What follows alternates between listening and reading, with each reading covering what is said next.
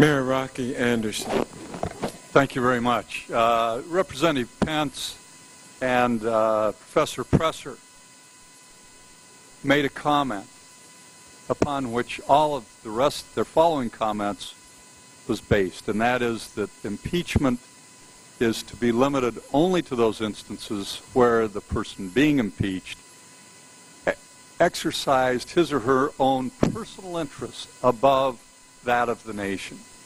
That is atrocious scholarship. It does not reflect what's happened in history. It does not reflect what the founders had to say or the comments made during the ratification convention regarding impeachment. Ed Firmage, who is co-author of To Chain the Dog of War, still the seminal book on the war powers, wrote an article in 1973, Law Review article, about substantive law of impeachment. There he noted that clearly charges of constitutional violations, and here there certainly have been many discussed, and gross abuses of power for illegitimate purposes should be included as impeachable offenses regardless of the offender's office.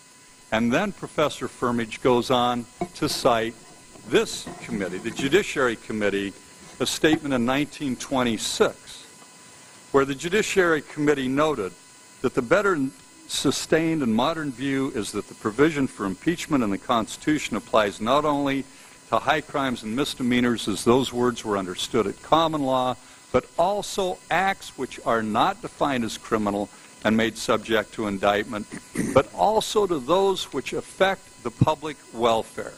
Thus, an official may be impeached for offenses of a political character and for gross betrayal of public interests, also for abuses of betrayal of trusts, for inexcusable negligence of duty, for the tyrannical abuse of power, or as one writer puts it, for a breach of official duties.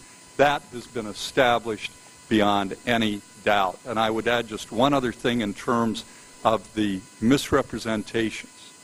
I would say fraud committed by, we can't name anybody by name here, so I would say by the administration or a high-ranking official of the administration, and that is when this Congress and the American people were told about the security risks to this country posed by Iraq and by the case for war.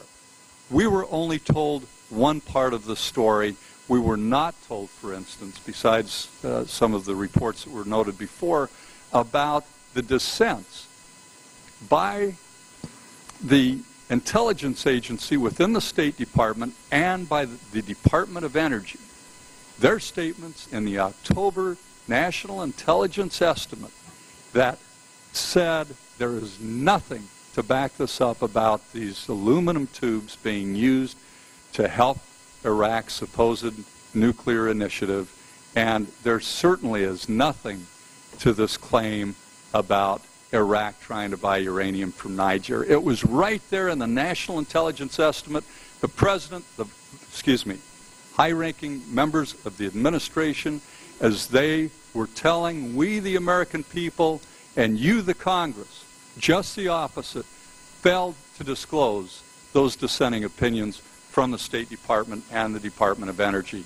That constitutes a fraud which helped lead this country to this disaster in Iraq. Professor Stephen Presser.